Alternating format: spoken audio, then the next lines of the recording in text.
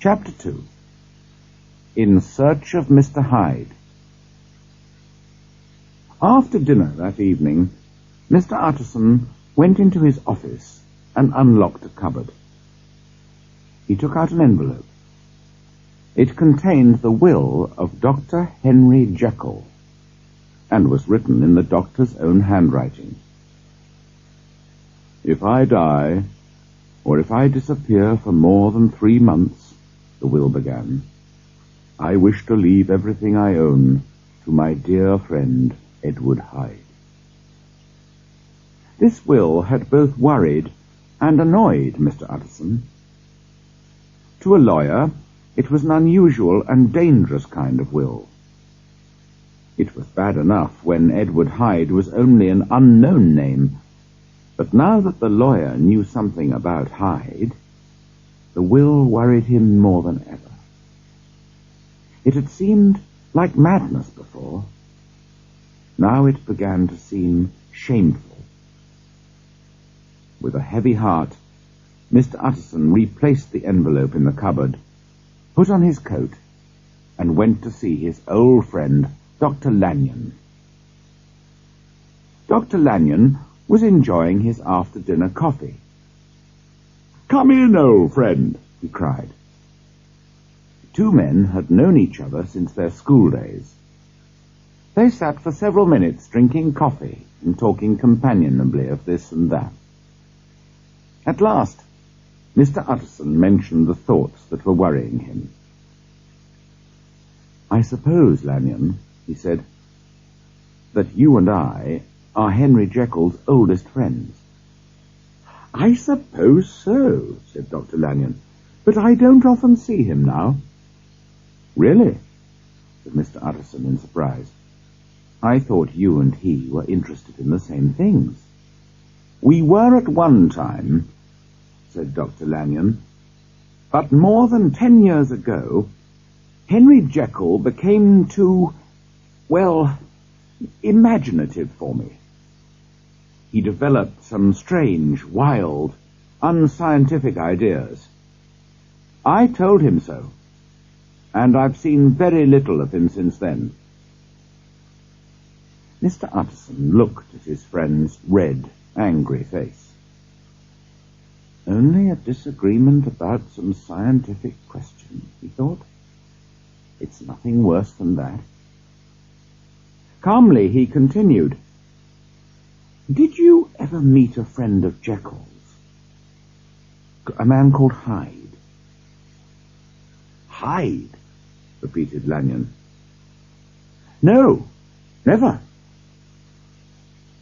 Soon the lawyer said good night and went home to bed, where he lay awake for a long time, thinking about Enfield's description of Hyde and Dr. Jekyll's will.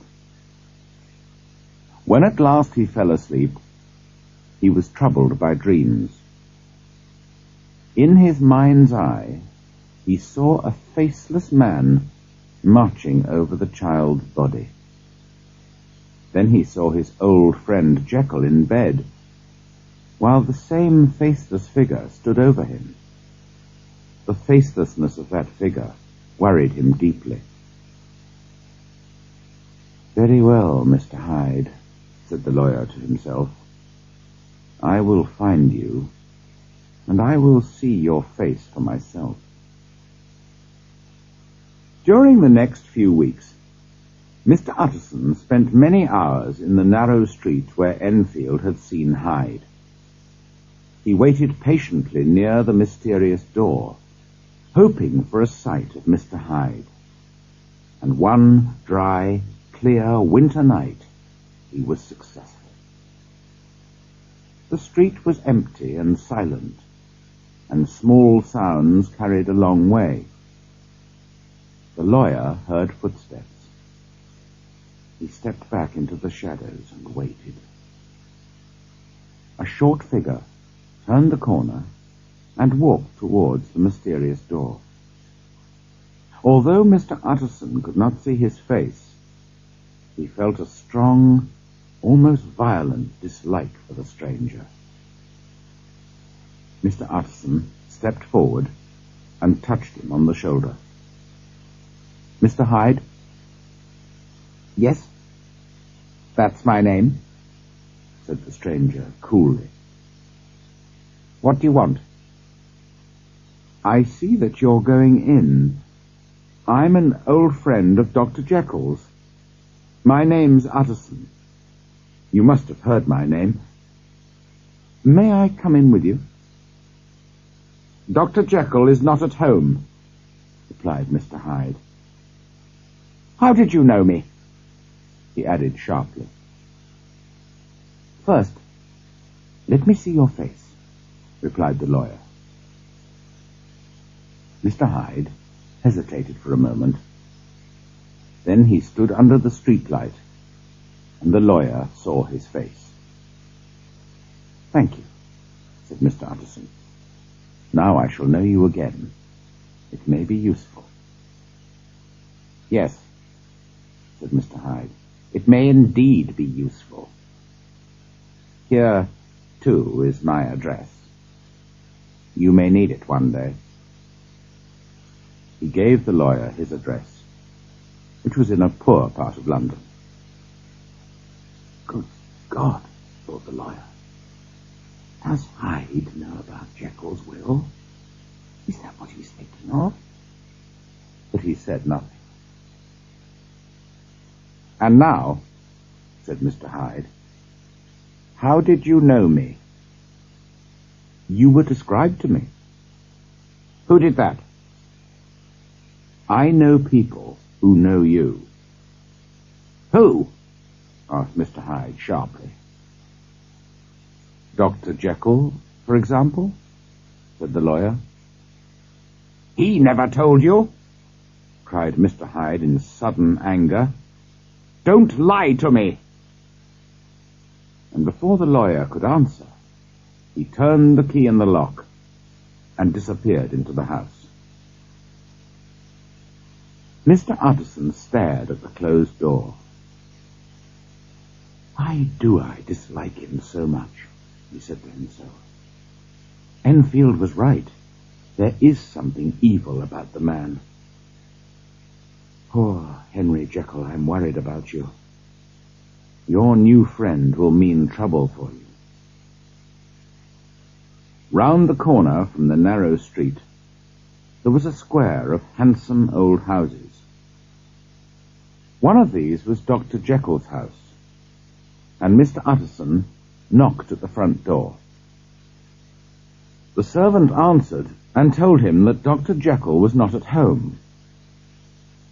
"I saw Mr. Hyde go in by the laboratory door in the street at the back of the house," said the lawyer. "That's right, Mr. Utterson," replied the servant. "Mr. Hyde has his own key and comes and goes when he likes. We have orders from Dr. Jekyll to obey him." Mr. Utterson walked home more worried than ever. A fortnight later, Dr. Jekyll gave a dinner party for a few old friends. Mr. Utterson was among them, and he remained after the others had left. "I've been wanting to speak to you for some time, Jekyll," said the lawyer, "about your will." Dr. Jekyll was a tall, well-made man of 50, with a smooth, kindly face. "My poor friend," he said, "you do worry unnecessarily, you know. Like poor Lanyon when I told him about my new ideas. Imaginative rubbish, he called them. I'm very disappointed in Lanyon." But the lawyer did not want to talk about Dr. Lanyon. "You know, I've never agreed with your will," he continued. "You've told me often enough," said his friend sharply. "Well, I've learnt something about your friend Hyde," continued the lawyer. The colour of the doctor's handsome face changed from pink to greyish-white. "I don't want to hear any more," he said. "You don't understand. I'm in a very difficult, painful situation. Tell me everything, said Mr. Utterson, and I'll do my best to help you. You're very kind, but this is a private matter. I'll tell you one thing. I can get rid of Mr. Hyde any time I want. You must understand, however, that I take a great interest in poor Hyde. I know you've seen him. He told me. And I'm afraid he wasn't very polite to you. But I really do care about him. And if anything happens to me, I want you to promise to make sure that he inherits my money. I cannot pretend that I shall ever like him, said the lawyer. I'm not asking you to like him, said his friend. I only ask you to help him when I'm gone. I promise.